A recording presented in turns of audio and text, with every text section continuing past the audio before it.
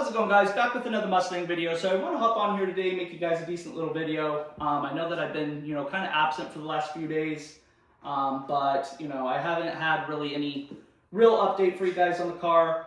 For those of you who are new, this is my 2003 Mustang GT, and I'm running a Vortec V3 supercharger kit on it. So let's dive into this video. Let's talk about it. Let's talk about the things that I've been doing, the things where pretty much where the car is now. Last week I actually ended up taking it out to a Cars and Coffee event, which was pretty cool. It was the first time that I actually took the car to one of those events after the whole build. So I actually have a nice little story for you guys about that meet. I was actually pulled up. The place was packed. I was actually 30 minutes late. I didn't want to show up too early, but these events run for a few hours, so I wasn't too worried about it. I didn't, plan on getting any, VIP or anything like that parking.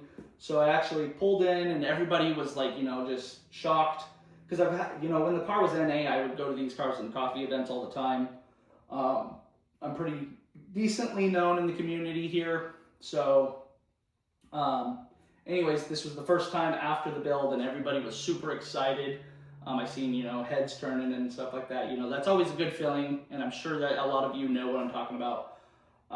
But anyways, so I was pulling into the meet slowly. There was people everywhere, and there was nowhere to park. So I actually, was doing a little turn because there was two entrances, two exits. So I was actually making my way to the other one because, there was no room to park. Had my friend behind me in his Ford Fusion, and I was planning on just possibly leaving or going across the street and parking, but then a guy that I know in the community actually started running down, flagging me down.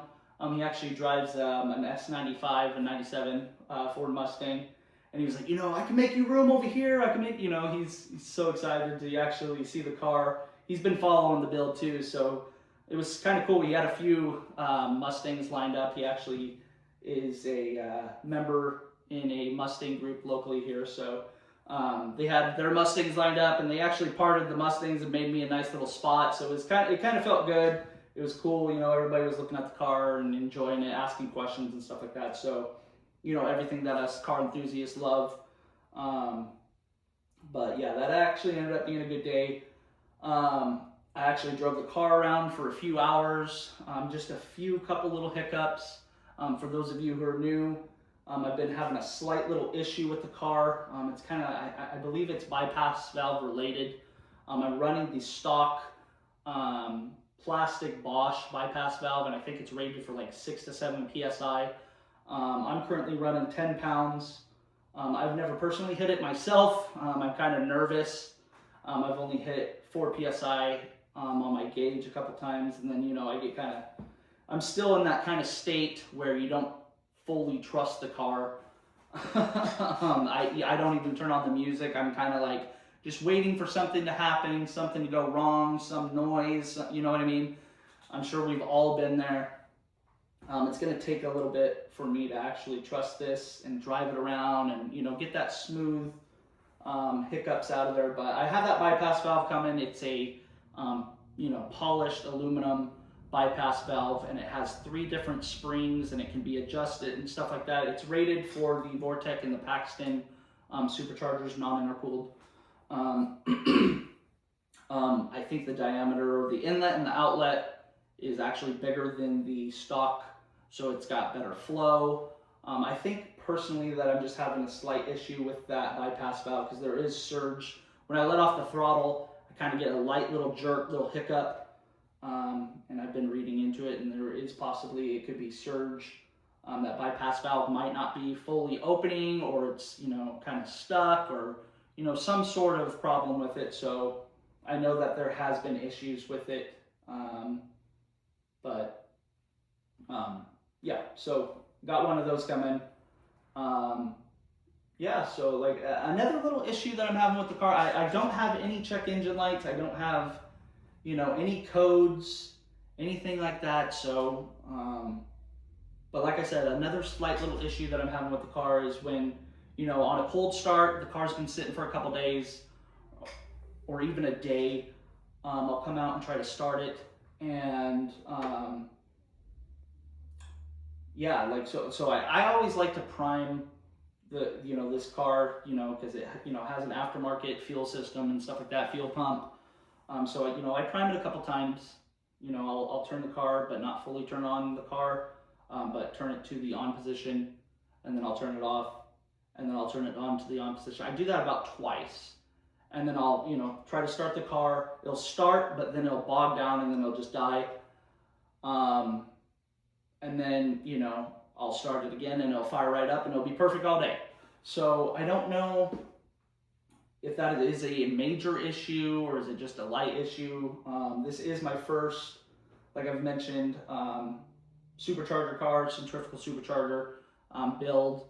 So I'm not quite sure if that is a normal thing, or, you know, if you guys got any information on that, leave that in the comments. I definitely appreciate that. I don't know if it's a tuning issue. My tuner actually had a gauge on the fuel rail, and the fuel pressure was perfect, spark was perfect, everything was golden. So I don't know what's going on with that. I mean, I don't really mind it if it's not that big of an issue for the car. If it's not going to harm the car, I'm fine. It's fine. Like, I'll prime it a few times. Maybe I'll try priming it like 4 times. I was thinking about possibly running some fuel cleaner through it too, because when I did do the fuel filter, that was after the tune. That thing was rusty. I poured out the fuel. I think I have a video on it. I poured the fuel filter, and it just looked like coffee coming straight out of there. So maybe there's some backup in the lines or something. I might try some fuel cleaner and, you know, see if that kind of helps. I do plan on having it retuned eventually, not by the tuner that I had. That was a whole roller coaster disaster. That was my first dyno tune, first tune ever, and that was just a complete disaster. He had the car for 3 months, you know, issue after issue, things just went wrong. Ended up being super expensive, costing me double the money of what I thought. So that I will not be doing again. I'm not bagging on them. I'm not, you know, trying to give them a bad name or anything, but just personally, that was a horrible experience for me. So I definitely won't be going back. The closest other tuner to me is about an hour 15 minutes away. I might do that, I don't know, but I've been on the New Edge Facebook groups and stuff like that. I'm thinking about possibly getting one of those SCT X4 devices. And a name keeps popping up. His name, I think, is Marty.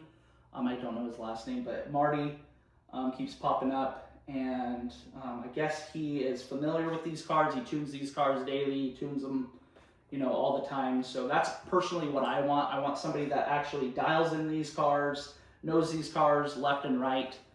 And, you know, that's possibly the route that I'm going to go next time. I've never personally done email tunes or anything like that, so that'll be a whole new, fresh experience for me as well. If you have any, you know, advice on that, leave that in the comments as well. I definitely appreciate it, guys. I'm just trying to get this car perfect. Well, it's not going to be 100% perfect because, you know, it is a 23-year-old car, boosted, you know, stock internals and all kinds of stuff, but I am keeping it safe. My only goal is to hit 400 horsepower eventually. I'm currently at 366 to the wheels, 377 torque, at 10 pounds, at, don't quote me, I think 59, 6,000 RPMs. But yeah, so yeah, it's been a fun experience the whole time. Like, you know, the whole build's been fun, but, you know, just the tuning was definitely not correct. I knew it wasn't right. I know dang well that's not normal. So, you know, he uses HP tuners, and they just recently came out with, you know, updates and stuff on these cars. I personally think that I was probably the, you know, one of the first ones to be, you know, kind of like the first patient, or, you know what I mean? Like, you know, there's probably a word for it, but I'm not thinking about that right now. But, yeah, so it's been a fun journey. We're just getting started. I have so many plans for this car. I do plan on making a video of future modifications and stuff like that, probably next month. So stay tuned for that if that piques your interest. I do have a few things that I plan on doing to this car within the next year, probably 2027, 2028, definitely in that, era. But as of this year, I'm going to keep it how it is. Basically just have fun with the car, drive the car, go to meets. I have a lot of videos planned that I want to actually do. So yeah, we're just getting started, guys. So I have a lot of things that I want to do to this car. I just want to get it fine dialed in right now, and safe to drive. I want no headaches. Basically, I want to be able to just drive the car, start the car up, drive it, have fun with it, and actually trust it. So we'll get there. Yeah, if you guys have any questions or anything like that, if you're new to the channel, definitely like, comment, subscribe, guys. I would definitely appreciate it. Keeps me pumping these videos out. When I see somebody comment or somebody like, I get pretty excited. We're almost to 400 followers. Let's, push that number. My whole goal is to eventually get to 1,000, hopefully, but, I want to hit that 400. I think I'm just a few away. I've been trying to build this channel around this car. I don't have any other, I do drive a, 07 Tacoma, but that is not even remotely for the channel. I strictly have this to revolve around the channel. That and the garage setup and all that stuff is, all about this. So yeah, at this point I'm just, ranting. I will probably make a video of the mod list that I have so far, of, things that I have on the car that, people don't know about or want to know about. If that piques your interest, definitely leave that in the comments as well. I don't want to make this video too long because, a lot of my videos I do rant. That is, a thing that I have, but I like to keep you guys updated. I like to film these videos for you guys. I know that I have, a few people that follow, have been following the whole journey, but yeah, I'm definitely loving this car. I finally found one that I liked. I did like my old, I had an 06 Dodge Charger. I did love that car, but it was time to upgrade. It was a V6. It was the 3.5 V6, but that car, it was pretty good. It was spacious. It was big.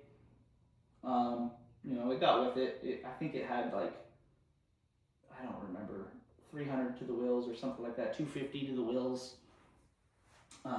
But yeah, so anyways, I'm not going to get too much into that, but yeah, so if you guys have anything that you want to know about the car or you want me to cover anything, leave it in the comments, guys, because, I'll definitely end up making those videos. If there's interest on something, on a certain topic on the car, definitely leave it in the comments, and I'll do my best to make those videos for you guys. Like I said in previous videos, I love filming for you guys. I love updating, bringing you guys on the whole journey, no matter, whatever the project is. It could be so simple. It could be a huge project. But yeah, so be sure to like, comment, subscribe, guys, and like always, thanks for watching this video.